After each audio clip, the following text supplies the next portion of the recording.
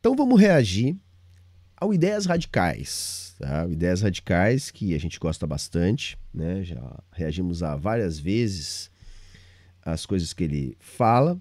E hoje vamos reagir a ele comentando o novo arcabouço fiscal do Fernando Haddad. Pois é, o pacote do Andrade, hein? O pacote do Andrade. Porque assim, eu tô dando ênfase para isso porque é importante, galera, tá? Isso aí é o que vai determinar o nosso nível de emprego, o nosso nível de renda, o quanto o país vai crescer ou não, o quanto o país vai distribuir renda ou não. E a gente tem que tensionar politicamente, né? Vale a pena tensionar politicamente. Um bom exemplo disso, a gente ficou sabendo hoje. O governo já botou para cima do telhado a implantação do novo ensino médio. Então houve mobilização, houve pressão popular. A gente está diante de um governo, né, como a mídia gosta de colocar aí, frente amplista, né, que é esse governo de grande coalizão. Então é um governo que está em permanente disputa. E eu tenho insistido nisso desde antes das eleições. Olha, a gente tem ex-tucano, né, tucano disfarçado. A gente tem ex-bolsonarista, bolsonarista disfarçado. A gente tem social-liberal de montão e de tudo quanto é pelo, tá? Essa gente toda tem um monte de deputado, tem um monte de senador, tem um monte de burguês capitalista financiando a porra toda. Essa galera tem pressão política, tem bala na agulha. Vai fazer pressão política para conseguir ter atendido as suas demandas. Então, se a gente quer alguma coisa desse governo que tem essas características, nós temos que fazer pressão para atuar como um grupo político de pressão, né? Porque, bem ou mal, a gente sabe que o Lula depende da sua aprovação popular, né? Da sua base eleitoral. E se essa base se movimenta e indica, nem sempre ela vai vencer. Aliás, dificilmente ela vai vencer, né? Mas ela consegue interferir nesta disputa. E o pacote fiscal do Haddad é uma coisa onde o governo vinha apostando todas as suas fichas. São duas coisas, na verdade, que depois do anúncio das regras de funcionamento do tal pacote do Haddad, ficou mais claro que essas duas coisas estão interligadas. Eu estou falando das novas regras fiscais e da reforma tributária, né, que são duas coisas que agora ficou mais evidente para a gente porque que caminham juntas, né? Porque o arranjo fiscal proposto para que ele dê margem para o Lula conseguir investimento público para tirar o Brasil da crise, entregar um bom resultado e se reforçar politicamente, depende de um aumento de arrecadação. E não é qualquer aumento. Hoje nós tivemos mais detalhes em relação ao que ele já tinha divulgado, e realmente se confirma que Fernando Haddad depende de um aumento de arrecadação tributária. Agora, como fazer isso? Ele tem razão de esperar isso? É factível o que ele está prometendo? Pois bem, nós vamos analisar tudo isso, além do que também vamos mais uma vez mostrar como que o Rafael do Ideias Radicais enfim, ele é mágico com certeza, né? Porque conseguir se manter na internet, ainda tendo audiência há tanto tempo, falando tanta bobagem, ele tem que fazer mágica mesmo. Bora lá? Bora pro vídeo. Vamos assistir ao nosso querido amigo do Ideias Radicais comentando o pacote do Andrade. Vai lá. O Haddad anunciou hoje o seu novo arcabouço de gastos, a estrutura de orçamento do Brasil, que o PT estava há muito tempo querendo fazer, de tirar o teto de gastos. Não é estrutura de orçamento, tá? São regras fiscais. Então, assim, na verdade, é um conjunto de regras para dizer para o mercado que vai gastar pouco. É isso, tá? É isso. Gastos permitir que os gastos federais aumentem, que o Estado cresça, e aí ele precisa explicar como é que você vai fazer isso sem quebrar o Brasil. Supostamente, esse plano de hoje é para explicar isso. O que ele explicou? O quê? Nada. Então explica. Vamos lá. Explica para nós aí, guerreiro. Vamos ver a explicação de Ideias Radicais, hein? Que maravilha. Bora lá. Vamos ver. Ele vai explicar para nós agora. O que aconteceu aqui? O que é esse novo arcabouço? Assim, a primeira vez que eu olhei e falei, eu acho que eu não entendi nada. A segunda vez que eu olhei, eu concluí que eu de fato não entendi nada, mas eu tive a suspeita de que o Haddad também não entendeu nada. Eu suspeito de outra coisa, entendeu? Assim, tipo, eu li e eu entendi, entendeu? E eu acho que geral entendeu, assim. Não é uma regra tipo a do teto de gastos, que não tinha muito o que entender, tipo, não pode gastar nada. Tá tudo congelado, só corrigir a inflação. Mas dá pra entender, assim.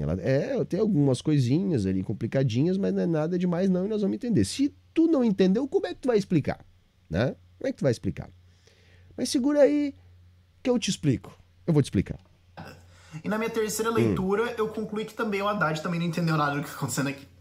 Qual é o propósito desse troço existir fora começar a refazer a reputação do Guedes, basicamente?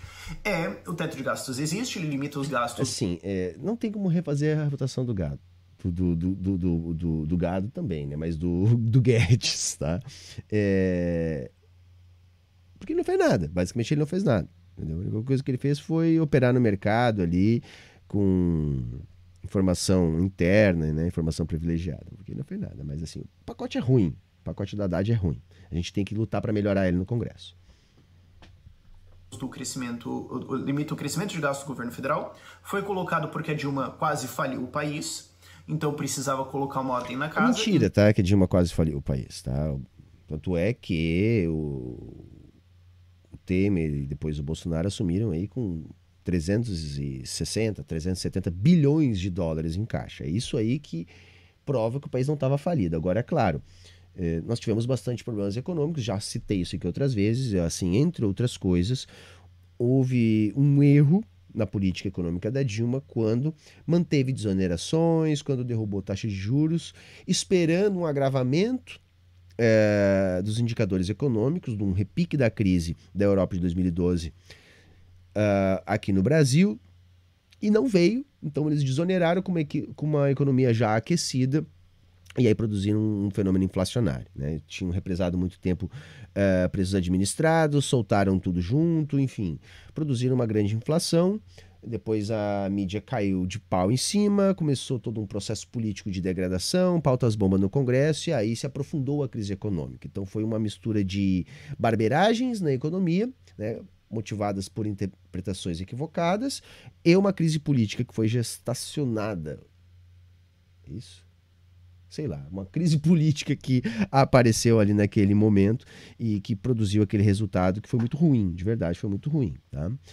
Mas não tem nada de quebrou o Brasil, tá? Não.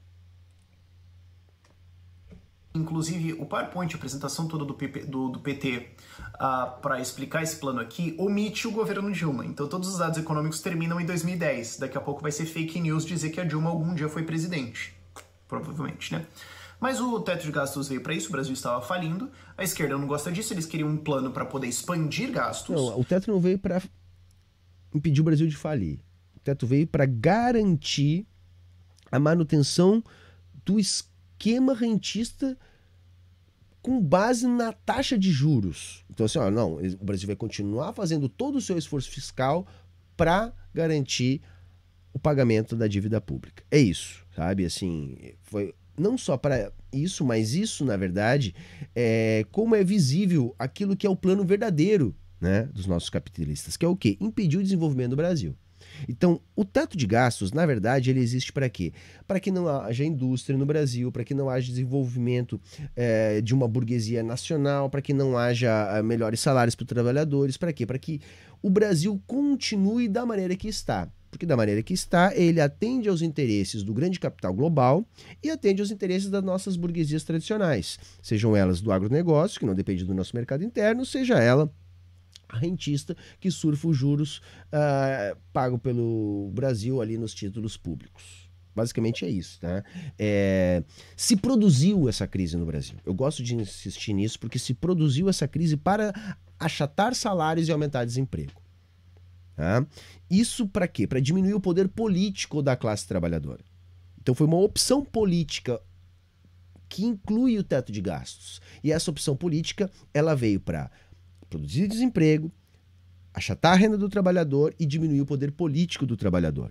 E manter a estrutura produtiva sem alteração. Nem mesmo uma alteração burguesa. E isso atende a uma demanda que a teoria marxista da dependência explica. há a necessidade da transferência estrutural da riqueza dos polos menos desenvolvidos para os polos mais desenvolvidos. Isso faz com que, nos polos menos desenvolvidos, a alternativa da burguesia seja a superexploração da força de trabalho. Então aí entra nesse conjunto reforma da Previdência, reforma trabalhista, uberização do trabalho e etc. Beleza? Então é para isso que foi feito o teto de gastos. E esse arcabouço agora é isso. A questão é como que ia ser feito. E aí tá solta a teoria aqui, que não explica muita coisa. Agora, o mais importante entender, eu suponho, é o contexto disso aqui em que, se viesse um negócio extremamente restritivo, irresponsável e tudo mais, né? Responsável e tudo mais, ia ter um racha no PT, porque o PT quer gastar. Se viesse um negócio, qualquer coisa que não é isso, é maluquice, saiam correndo, nós vamos quebrar. Isso aqui tá muito mais por maluquice do que responsabilidade, porque o que isso aqui faz? Por isso que eu digo que ele é mágico, cara. Tem mais de 2 minutos de vídeo e ele ainda não falou nada, entendeu? Falou rigorosamente nada. Que permite que os gastos federais cresçam ao longo dos anos, cria metas, inclusive, de superávit, mesmo com o crescimento de gastos, e diz que isso aqui vai ser resolvido... Sim, assim, eu sou contra superávit, mas dá pra fazer, tá? Tanto é que o Lula sempre fez um puto aumento de gastos e mesmo assim fazia superávit junto, tá? Durante todos os seus anos de governo, os seus outros 2 mandatos. Por arranjar novas receitas, que eles simplesmente não explicam da onde que vai vir. Então é basicamente... Explicam, mas é ruim a explicação. Mas eles explicam. Eu quero ver se você entendeu para poder fazer um vídeo criticando, né? Porque se você nem entendeu, Rafael, como é que você vai criticar o que você não entendeu, né? Por favor, não seja tão picareta assim, se é que é possível, tá? Meu plano é o seguinte, eu vou gastar mais, certo? Eu tô no déficit, eu tô devendo, e eu vou gastar mais, e eu vou resolver isso via Confia. Dado que foi o meu governo que criou essa situação em primeiro lugar, e eu nem sequer reconheço que existiu um erro ou alguma coisa aqui, e quem me critica por isso eu chamo de fascista. Nossa, cara, olha só, isso é uma apelação, hein, meu? Ninguém fica associando fascista a neoliberal que quer fazer política fiscalista, tá? A gente até pode associá-los por outros motivos, mas assim... Eles defendem essa porra mesmo, sabe? Defendem essa porra mesmo, tá? No final das contas, eles colam com os fascistas, né? Por quê? Porque se você aumenta a desigualdade, aumenta o desemprego, se você baixa salários, etc., o que sobra para haver controle social são as práticas que eles acabam defendendo, né? Práticas segregacionistas, né? De pauperizar parte da sociedade, mas essa parte é desprezível mesmo, não tem problema nenhum, né? Mas vamos seguir. Esse é o plano, em síntese, em espírito. Agora, aos números. O que vai acontecer? Primeiro, vai permitir um crescimento de gastos públicos de até 70% do crescimento de receita do ano anterior. Originalmente estava se noticiando que ia ser expectativa de receita. Só que daí você pode fazer... Esqueça a parte, tá? Então vamos lá. A primeira parte da regra é essa, tá? A regra é dividida em algumas partes. A primeira parte da regra, que eu estou chamando de regra mãe, vamos dizer assim, é... O crescimento da despesa está limitado a 70% do crescimento das receitas no ano anterior.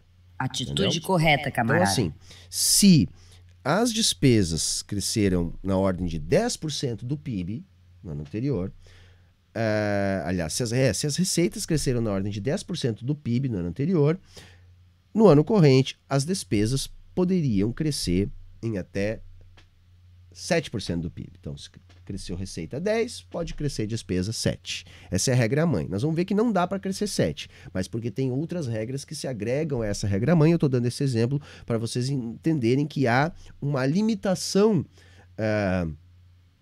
que eles entendem como um mecanismo anticíclico da economia, para evitar um superaquecimento da economia. Então, se a economia cresceu muito, né, porque para haver um aumento na ordem de 10% do PIB em um ano, tem que ter acontecido um grande crescimento. Então, se a economia cresceu muito, para evitar um superaquecimento que pode gerar uma inflação de demanda, no ano seguinte há de haver uma medida anticíclica. Então, esse crescimento vai ter uma limitação. Vamos ver se o Rafael entendeu, mas eu vou explicar também. Então, vamos entender.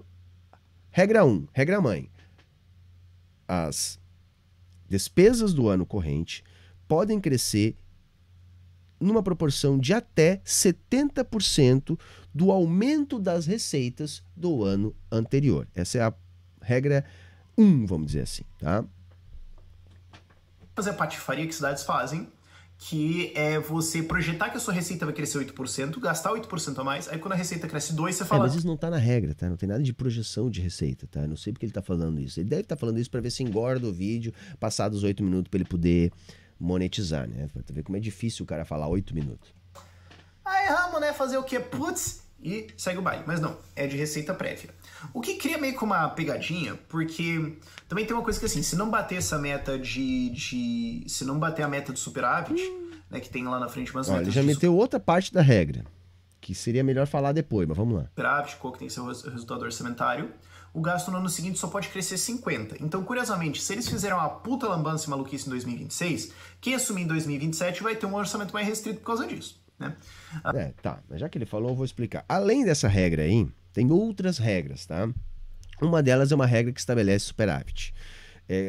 Com bandas, tá? Atitude então não vai correta, ser camarada. uma meta rígida de superávit. Então, há uma projeção chegando até 0,75 a 1,25, lá no final do governo Lula, se não me engano é isso que eles estão projetando. No primeiro ano, zera-se o déficit. No segundo ano, uma banda de 25 a 75, se eu não me engano, tá? Então vai se estabelecer uma banda de superávit. Então o governo, né, tá se comprometendo, ou vai se comprometer, ele vai poder escolher isso, tá? O quanto que ele vai gastar. E quando ele vai escolher o quanto ele vai gastar, ele não vai dizer, olha, eu quero gastar 1% do PIB. Não, ele vai botar uma banda, ó, de 0,75 do PIB a 1,25 do PIB. Essa é a banda, ou seja, o governo não pode fazer superávit inferior a 0,75 se ele tiver se comprometido a isso. Se ele fizer um superávit inferior a esse 0,75, no ano seguinte, tá, o crescimento da despesa não estará limitado a 70% do crescimento da receita do ano anterior. Estará limitado a apenas 50%, tá? Do aumento da receita do ano anterior. Veja, nesse sentido, essa parte da regra é pró-cíclica. O Haddad está dizendo que ela é anticíclica.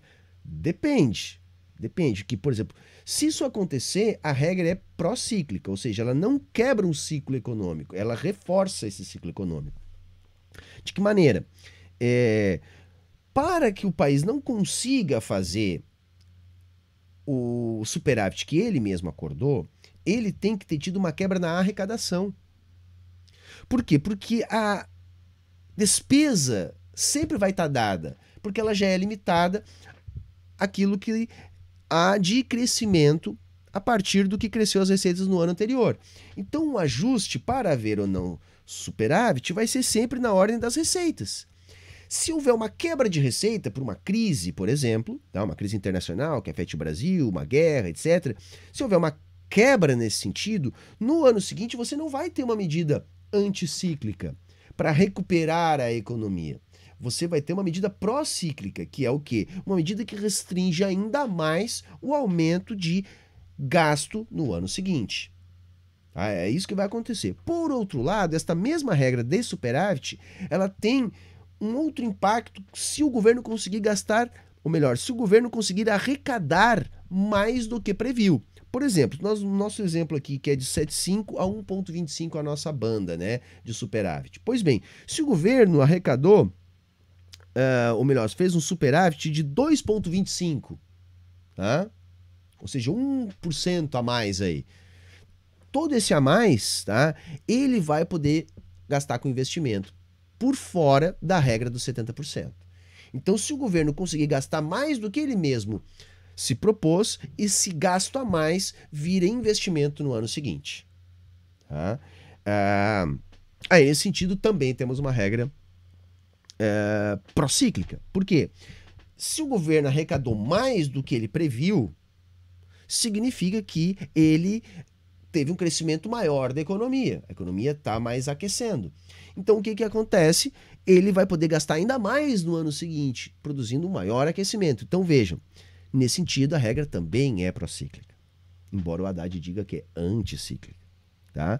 Mas não é só essas duas regras, tá? Tem essa regra maior e tem a regra do superávit. Só que tem as bandas de gasto, que é o 0,6 e o 2,5. Vamos ver se ele vai explicar aqui. Se ele não explicar, eu já explico. Mas tá, tem esse limite e agora tem um piso de investimentos. Então, e tem um piso de gasto. Então, o crescimento... Atitude correta, piso camarada. de aumento de gasto, tá? Aumento de gasto público. É de 0,6% no mínimo. Não tem como crescer menos que isso. Então, assim... E é curioso esse 0,6, né? Qual é que foi a conta? Por que não 0,7 ou 0,8? Cara, ele não tinha o que falar, cara. Não tinha o que falar. Eu acho que ele não estudou direito, sei lá. Eu não consigo entender, cara, como é que essas pessoas conseguem ter engajamento, sabe? É por isso que eu tô cada vez mais convencido que depende do papai algoritmo entregar para as pessoas. Porque não é possível que as pessoas consumam esse conteúdo e não percebam que ele não tá falando nada. Que ele não sabe o que ele tá falando. Se fosse meio ou um, assim, parece um negócio meio jogado. Mas isso aqui é meio... Parece que teve uma conta, mas não dá pra entender exatamente o que é. Mas a ideia é, pô, os investimentos... Parece que teve uma conta, cara. Eu só consegui me lembrar do meme daquele cara, sabe? Do... Explode.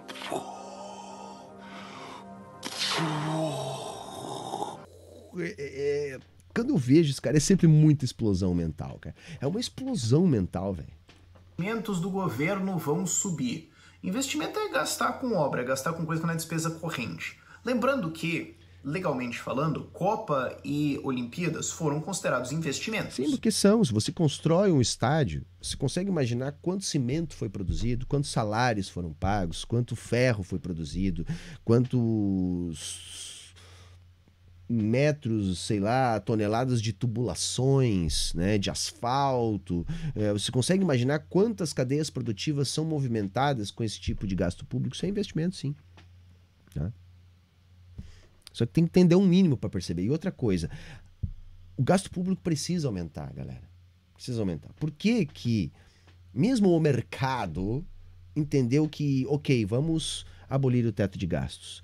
O teto de gastos foi uma medida radical num momento de brutal instabilidade política, onde a classe dominante queria assegurar a continuidade do seu projeto, que era aquele que eu acabei de descrever aqui no início do vídeo. Tá? Reduzir o poder político da classe trabalhadora, produzindo desemprego e inflação. Tá? Então foi feito isso, se achatou renda, etc., e se manteve o Brasil longe de qualquer processo de desenvolvimento das suas forças produtivas. Então o teto de gastos veio para isso, só que ele é impraticável.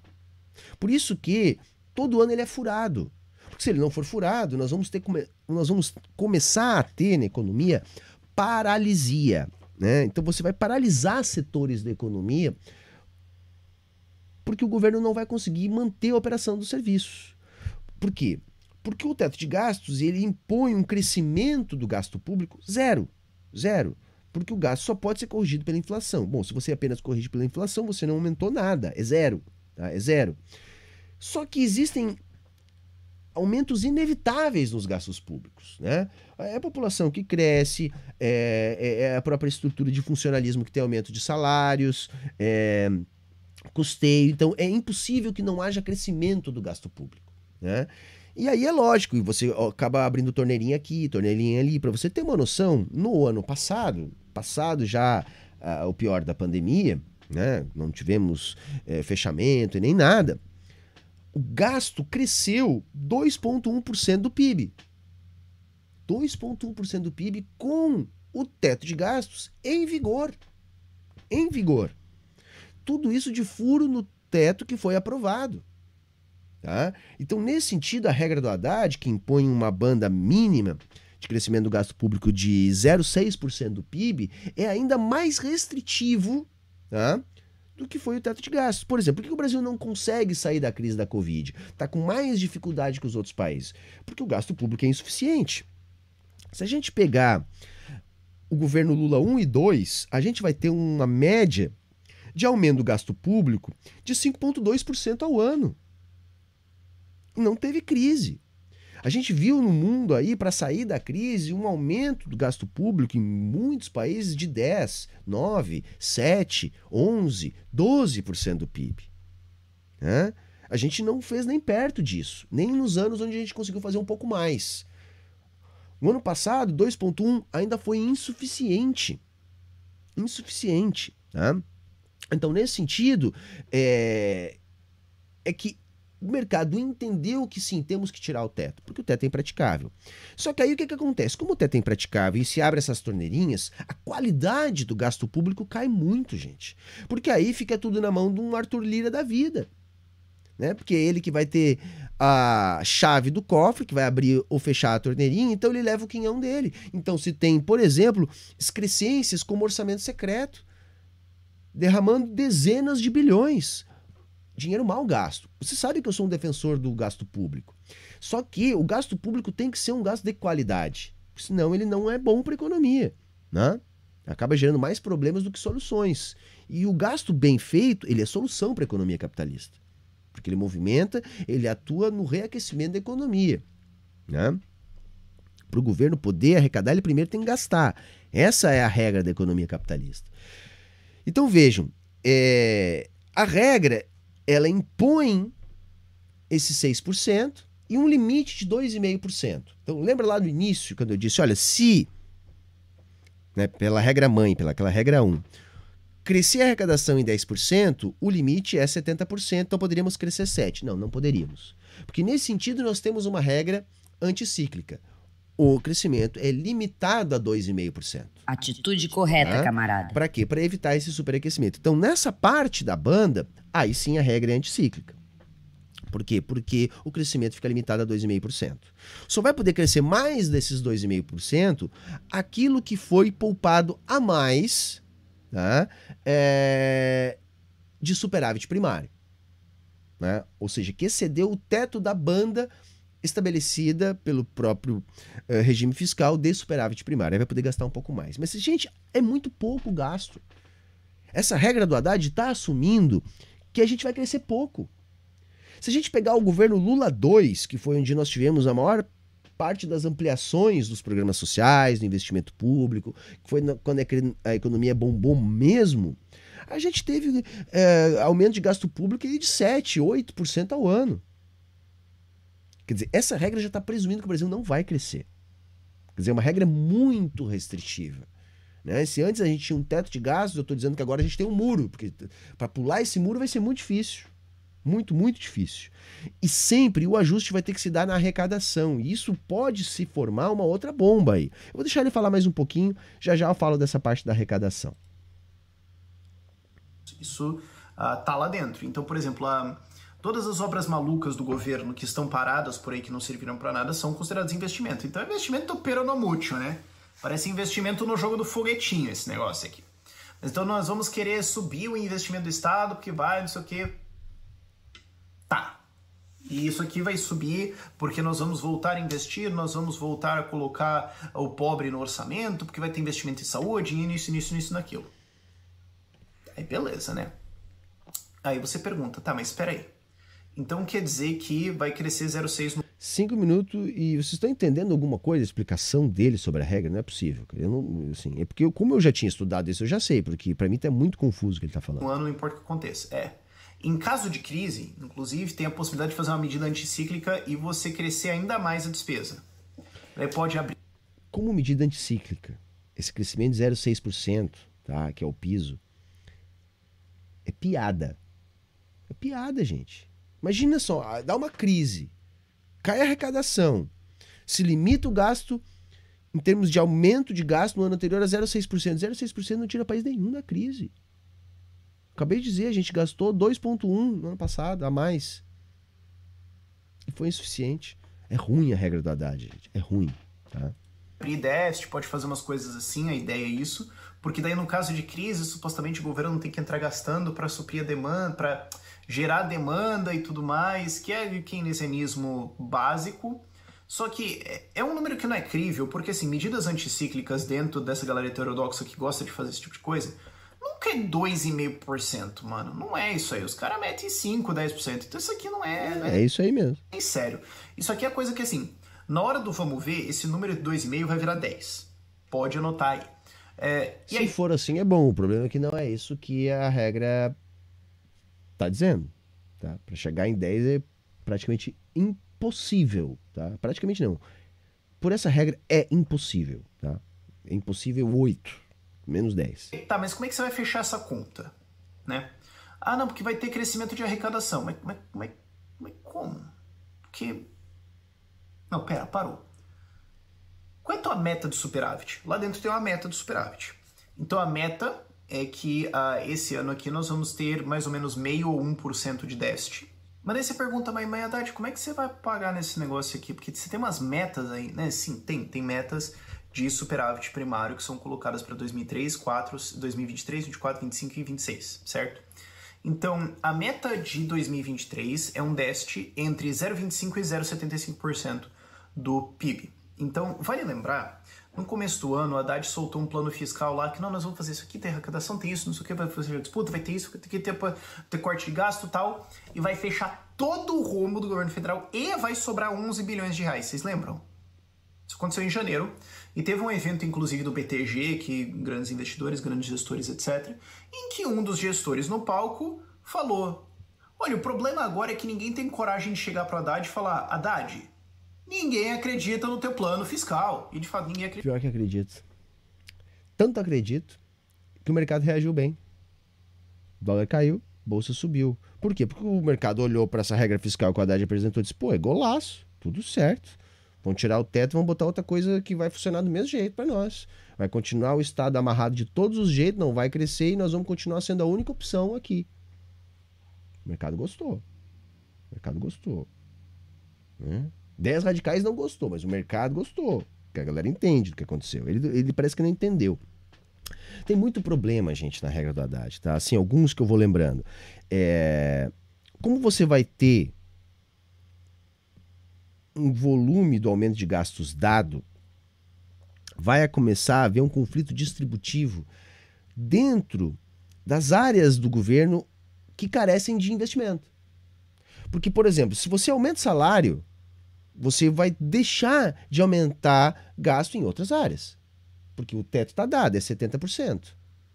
Então vai começar a haver um conflito distributivo ali, porque tem algumas coisas que necessitam de aumento. Existe um aumento vegetativo da parada. Então isso é ruim. Outra coisa ruim é essa própria regra que penaliza a sociedade, né? De você não cumprir a meta e aí conseguir ali reduzir de 70% o volume do aumento do gasto para 50% o volume do aumento do gasto. Então pensa, o governo perde a eleição e aí ele quer voltar na eleição seguinte e derrotar o que venceu ele na eleição corrente. O que acontece? Ele estoura a meta e ferra o orçamento do início do outro governo. Você tem a brecha para isso. O Haddad, aí que tá o ponto. O Haddad deve ter prometido para o Lula, porque o Lula deve ter dito assim, não, mas eu preciso, nesses 4 anos, ter espaço para investir. E o Haddad pensou, ok, nós vamos arrumar um espaço para te investir e vamos fazer uma regra bem draconiana para entregar para o mercado. Para quê? Porque aí vai cair a taxa de juros. Né? Tanto é que a ponta longa de juros já caiu, né? Pelo menos o último dado que eu vi depois do anúncio do plano já tinha caído imediatamente. Tá? Vamos reduzir a ponta longa, reduz a ponta longa, vai haver a convergência da curta da longa, vai haver espaço para o Campos Neto baixar os juros para acalmar o Lula. Tá? Não é da melhor maneira essa maneira de fazer, porque você ainda falta um elemento que para mim é ainda mais importante que a redução da taxa de juros. Eu tenho defendido a redução da taxa de juros, mas tenho insistido. A economia só vai voltar a aquecer quando houver investimento público. Se eu tivesse que escolher um dos dois, eu escolhia o investimento público e não a taxa de juros. Por quê? Porque se tem renda, não interessa a taxa de juros. A economia gira. Né? O que a galera quer saber? Se ela pode pagar a prestação. Se ela pode pagar o preço do crédito. Se há renda, porque você vai ter retorno do seu investimento, você paga mesmo um juro mais alto. Claro que é mais difícil, mas você paga. Por isso que eu digo, se é para escolher um dos dois, eu preferiria investimento público. O ideal era os dois, redução da taxa de juros e mais investimento público. O que o governo Lula está optando é continuar trancando investimento público, tá? Mas conseguir alguma redução da taxa de juros sem enfrentar o BC. Porque o Lula podia partir para o enfrentamento. Só que aí, claro, ele sabe que o mercado é chantagista e oligopolizado no Brasil. Então é meia dúzia de fundos de investimento, de medalhões, de bancos que conseguem empurrar para cima ou para baixo a ponta longa de juros. E eles atuam como chantagistas mesmo. E o governo está cedendo essa chantagem. Então o que o Haddad está fazendo é isso. Olha, eu vou entregar uma regra para o mercado que a gente não enfrenta e consegue uma reduçãozinha de juros. E onde é que eu vou abrir algum espaço para investir? Tem duas coisas que o Haddad está fazendo para abrir espaço para investir. Primeiro, agora no primeiro ano, ele está impondo uma banda que ainda não é uma banda de superávit. Então, o que ele conseguir a mais dessa banda, ou seja, do que ele conseguir economizar mais do que ele está dizendo que ele vai economizar, ele pode gastar mais no ano seguinte. E ele ainda não está pedindo superávit para o ano seguinte. Segundo ponto, o Haddad está contando com algo que eu acho que não vai dar certo. Porque se vocês estão entendendo, para haver aumento do gasto, inevitavelmente tem que haver aumento da receita no ano anterior. Isso para mim é muito ruim, porque isso é um pouco contraditório, é ilógico, porque para que o governo arrecade mais, a economia tem que crescer mais. Para a economia crescer mais, o governo tem que gastar mais.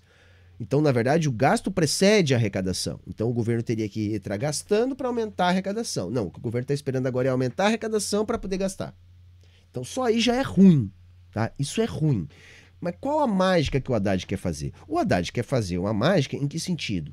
Ele quer aumentar a arrecadação, não tem como aumentar imposto. Não tem como aumentar imposto. Lembra que eu disse lá no início que, olha, o que a gente tem que entender que tem aí uma coisa atrelada à outra, o pacote fiscal do Haddad e a reforma tributária. Então o Haddad está contando com essa reforma tributária. Só que ele sabe, todo mundo sabe, e é o que o mercado espera, não pode haver aumento da carga tributária. Então a ideia não é aumentar a carga tributária, e sim produzir justiça tributária. Eu estou pagando para ver. Vocês me desculpem, mas eu estou pagando para ver. Porque em tese é bom. Então você vai cobrar mais de quem ganha mais, cobrar menos de quem ganha menos. E aí você vai manter a carga tributária no mesmo patamar, mas vai ter uma carga tributária mais justa. Você pode simplificar alguns impostos, que eu acho que tem margem para isso, que vai fazer a economia também ter um pouco mais de dinâmica. Então a reforma tributária ela é rigorosamente necessária e eu sou super a favor. Só eu acho que nós não temos capital político para isso. Porque como é que você vai conseguir com esse Congresso dizer, olha, vocês agora que são milionários vão ter que pagar a conta da desoneração do consumo dos mais pobres? Duvido e odó. Duvido e odó. Mas vamos pensar no mundo da carochinha, que o Haddad vai conseguir isso, tá? E que não vai ter aumento de carga tributária. Se não tiver aumento de carga tributária, ele vai ter que descascar um abacaxi. Porque sem aumento de carga tributária, como é que ele vai conseguir aumentar a arrecadação para dar mais margem de investimento para o Lulinha no ano seguinte, que é o que o Lulinha deve estar pedindo para ele? Aí que tá o X da questão. Ele quer cobrar de quem não paga. Isso que ele anunciou hoje. Então ele anunciou que pretende aumentar a arrecadação em pelo menos 150 bilhões, com B de bola, tá? E isso vai dar alguma margem fiscal no ano seguinte. 150 bilhões não é pouca coisa, galera, tá? Não é ainda o que a gente talvez precisasse, mas não é tão fácil de conseguir sem aumento de carga tributária. Mas tá, da onde que o Haddad está esperando tirar esses 150 bilhões? A maior parte de um processo de fim de isenções fiscais para grandes empresários, para grandes empresas. Gente, isso depende de aprovação no Congresso. Então ele está contando assim, que vai voltar parte da tributação sobre os combustíveis, que ele vai conseguir tributar o contrabando vendido na internet, né? Então ele vai tributar a Shopee e a Shein, né? Entendeu? Assim. Mas o grosso, coisa de 90 bilhões desses 150 que ele está prometendo arrecadar a mais, tá? Vem do fim das desonerações. Vocês têm noção do que é o lobby no Congresso para conseguir esse tipo de desoneração fiscal? Vocês têm noção do que é uma empresa que de repente não paga, que vai ter que passar a pagar 10 bilhões, 20 bilhões ou 5 bilhões a mais por ano? É muito mais barato para essa empresa gastar 100 milhões comprando deputado do que ter que pagar esse tipo de reoneração. Aí tá, essa empresa pensa, poxa, eu vou ter que pagar 3 bilhões a mais se isso aí passar. Não, Não vou fazer isso. Eu vou pegar 200 milhões, tá? 200 milhões e vou entregar 1 milhão para cada deputado. Vou comprar 200. Acabou. É negócio para a empresa, né? E a regra não passa. Outra coisa, e se por um milagre conseguirem, a gente tem que entender que também vai dar uma mexida, né, na própria economia. Porque a gente não vai ter aumento do gasto público. Quem é que vai garantir que essas empresas vão aumentar seus faturamentos, mesmo com uma brutal reoneração? Então aquilo que é uma estimativa de 80, 90, pode cair para uma estimativa de 60, 40. Então eu não acredito que o Haddad vai conseguir fazer esse ajuste pelo lado da receita. Outro ponto. O governo vai acabar sempre dependendo desses tipos de bônus, sabe? Dessas receitas extras para conseguir gerar um aumento de arrecadação sem aumento de carga tributária e sem aumento do gasto público. Além do que, tem um outro problema. Todo governo vai estar flertando com um aumento de carga tributária. Sabe, vamos socar uma coisinha aqui, quem sabe a gente faz uma... É mais fácil barganhar com o Congresso a criação de um tributo novo ou de um reajuste de determinada alíquota do que uma coisa dessa. Então você faz um reajuste numa alíquota ali, sobra 30, 50 bilhões, pronto, você já tem 20 ou 30 bilhões a mais para gastar no ano seguinte. O que é ruim para nós, porque pode significar um aumento de carga tributária.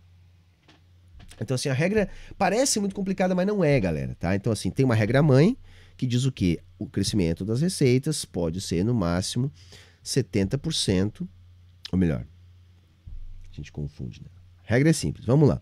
O crescimento das despesas é limitado a 70% do crescimento das receitas no ano anterior. Essa é a regra principal. Porém, há um limite desse crescimento em 2,5%. Só é possível gastar acima desses 2,5% se aquilo que o governo prometeu fazer de superávit for superado na banda superior, que também teremos bandas nisso aí. Aquilo que é superado na banda superior não precisa estar dentro dessa regra dos 70% e se transforma em investimento no ano seguinte. Por outro lado, a gente tem uma outra questão. Os governos também podem jogar com essas bandas de superávit. Por exemplo, forçar uma banda de superávit muito baixa, né, para propositalmente extrapolar bastante essa banda e transformar isso tudo em investimento no ano seguinte, acima da regra dos 70%.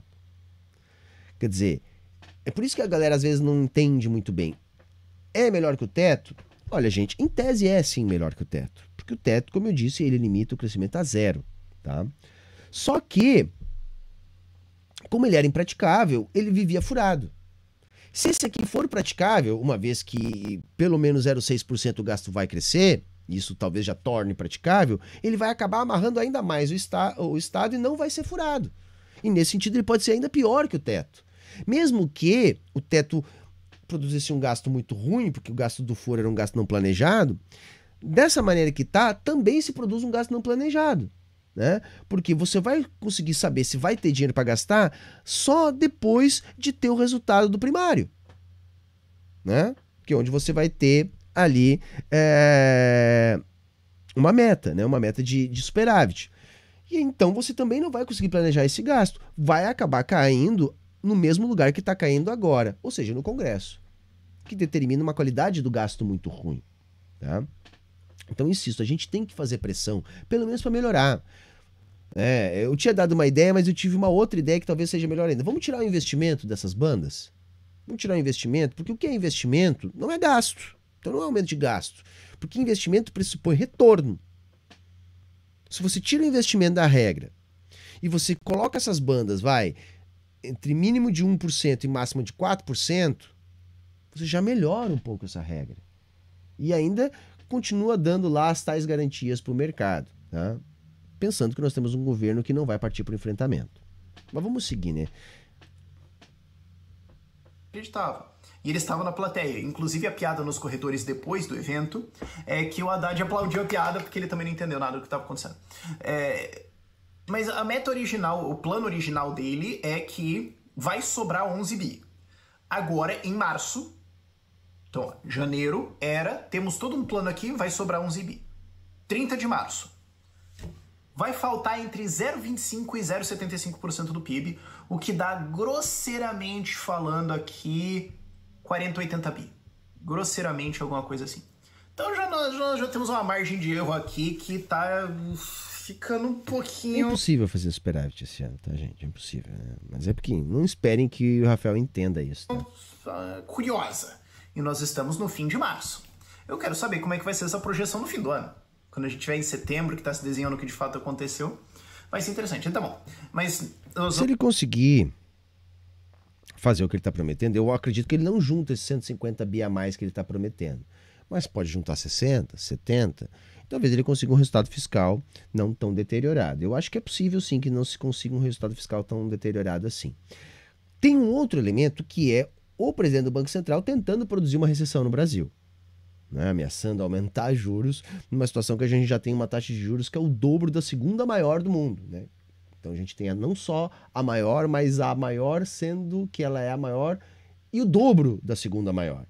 Num país que está vindo de um último trimestre que já teve PIB negativo, se a gente emendar mais um, já vamos estar em recessão técnica. Então, assim, tá evidente que o Campos Neto quer produzir uma recessão no Brasil para atrapalhar politicamente o governo Lula, né? Ele que é bolsonarista até o talo.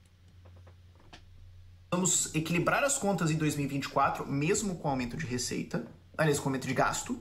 Então, vai ter aumento de gasto de 2023 para 2024 e o déficit vai fechar.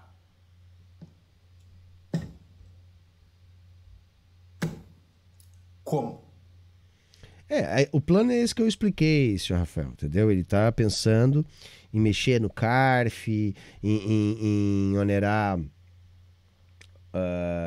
venda pela internet, tem o retorno da oneração dos combustíveis, é daí que ele está esperando tirar, tá? É daí. E assim, eu acho engraçado esse deboche, porque quando o nosso gasto estava aumentando, sei lá, 8% do PIB ao ano, o Lula estava metendo superávit, um atrás do outro. Então, quer dizer, dá para fazer. A questão é que, na época, a arrecadação estava explodindo em termos de crescimento porque o gasto estava crescendo. E é aquilo que eu insisto, né? Para que o governo possa arrecadar, ele tem que gastar. Entendeu? É isso, ele gasta para arrecadar. Então, assim, o que não está previsto nessa regra agora, né? A gente tem algumas simulações que já estão circulando por aí. Ontem mesmo eu mostrei uma para vocês, que mostram que se a regra do Haddad tivesse em vigor desde lá do início do governo Lula, a gente teria perdido aí coisa de, sei lá, R$500 bilhão ao longo do ano, ao longo do mandato, tá? Ou seja, a gente não conseguiria ter crescido nem perto do que a gente cresceu, tá? Mostrando como essa regra é extremamente restritiva. Não há explicação. Em 2025 existe uma meta também de superávit, de superávit real. E a coisa que é mais piada, que você olha e fala assim, não, mas... Haddad, sabe? Vocês falam que o impeachment foi golpe. Eu entendo a retórica de vocês. Vocês falam que, pô, não existe déficit na Previdência. Eu entendo a retórica. Vocês sabem que é mentira, eu sei que é mentira, tudo bem. Assim, ele tá enrolando, né? Eu acho triste que o cara tá com quase 8 minutos de vídeo ali e tá enrolando, tá? Mas só sobre a Previdência, tem déficit, mas tem déficit por causa lá das desvinculação das receitas, tá? Então, porque aquilo que era para ir para a Previdência não vai. Eu advogo que isso não é um problema. Isso não é um problema porque o governo tem condições de arcar com isso, tá? Mas tecnicamente tem déficit, tá? E sim, o impeachment foi golpe, lógico. Tá, eu entendo que isso aí é populista e tal, vocês estão fazendo de vocês... Meteu o populismo. Galera, já falei, mas vamos reforçar. Meteu o populismo, não soube o que dizer. Populismo não quer dizer nada. Populismo é uma categoria vazia, uma categoria indeterminada. É simplesmente uma forma pejorativa de chamar políticas populares. Se é bom pro povo, é populista. Sempre um direitista vai falar essa merda, tá? Mas você quer me dizer para mercado financeiro, pra gente que trabalha olhando isso, pra gente que analisa... Por que analisa esse negócio? É os nerdolas, os esquisitos, é os doentes mental, que nem eu e você que fica olhando essas coisas aqui. Aquele recorte ali é bom, hein? Aquele recortezinho ali. Só aquele. Você sabe de qual eu tô falando. Isso aqui não é pra povão, ok? Você vai tentar meter pra essa galera que você vai ter um superávit em 2026, ano eleitoral, de 1%. Você tá querendo me dizer que o Lula, quando ele estiver na reeleição dele, ou tentando eleger o sucessor, seja lá o que for, neste ano, ainda assim ele vai deixar 1% de superávit no cofre? Eu acredito que o Lula faz. Ele já fez da outra vez, por que ele não faria? Eu acho cagada fazer isso, tá? Eu acho estúpido fazer isso. Mas eu acho que é bem a cara do Lula fazer isso, tá? Até porque ele já fez isso. Ah, não. Não. Eu entendo tu mentir nas campanhas eleitorais, não sei o que, pra galera e tudo mais. Porque você sabe que vai colar. Agora, você sabe que isso aqui não vai colar com ninguém dessa sala. Ninguém. A gente sabe que você sabe que não é verdade. E você sabe que a gente sabe que você sabe. Por que você ainda tem... É mentira patológica, é doença. Isso aqui eu olho e falo, é doença. Porque você tá mentindo sabendo que todo mundo na plateia tá rindo da sua cara. Eu tô curioso, porque o vídeo tá com 10 minutos, falta 5 e ele já tá enrolando. O que ele vai falar nesses 5 minutos? Vai começar a vender um curso. O que vocês acham? Bota aí nos comentários. Mas tem uma projeção de superávit de 1% do PIB em 2026, cara, imagina. E a parte boa é que eu expliquei a regra pra vocês, né? Porque ele não explicou a regra, né? Assim, muito toscamente ele explicou a regra. Mas é isso. Vamos lá. Não é você ser trouxa pra acreditar nisso aqui, cara. Tem que ser um sujeito especial pra acreditar nisso aqui. Então esse é o plano. Então vai ter todo esse crescimento de gastos aí, que vai para investimentos e tudo mais. Nós vamos fechar isso com... Basicamente vai ser novas receitas, o que significa arrecadação, o que significa novos impostos. Então pode ser assim, ações de fiscalização, nós vamos caçar os caras. Tá bom, você vai caçar e punir e vai taxar a gente. Nós vamos subir impostos, alguma coisa eles vão fazer para fechar isso.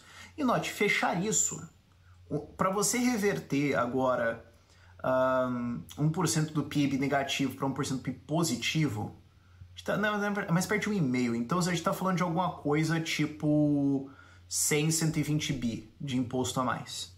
Aquele imposto da gasolina, álcool, imposto de exportação e tudo mais, foi de 28. Então vai precisar de mais ou menos uns 4, 5 desses. Imagina você acreditar, imagina você ter uma situação mental tal que você acredita que você consegue tirar mais aí uns 100, 150 bi da economia brasileira e dar na mão do Estado e o país ainda vai crescer e ter aumento de arrecadação.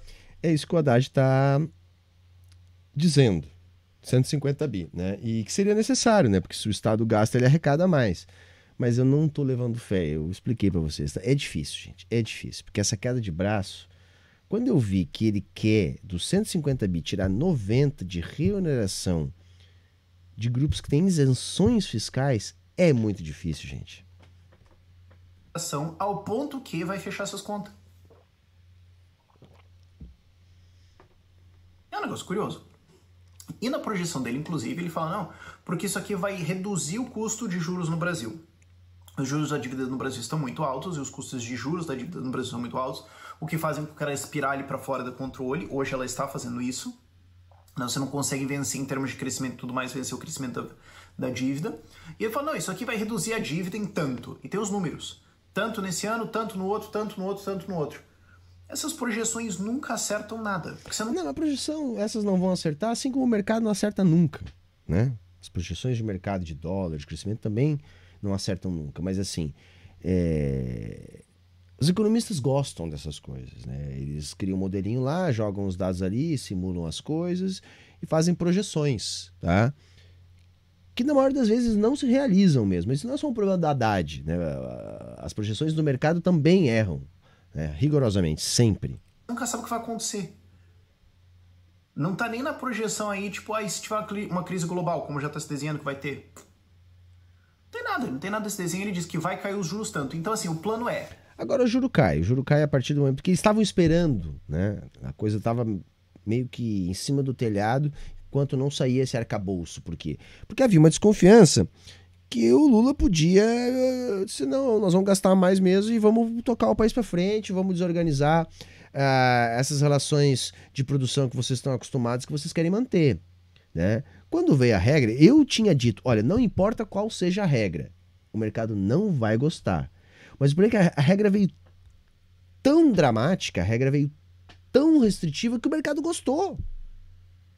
e imediatamente a ponta longa de juros já reagiu.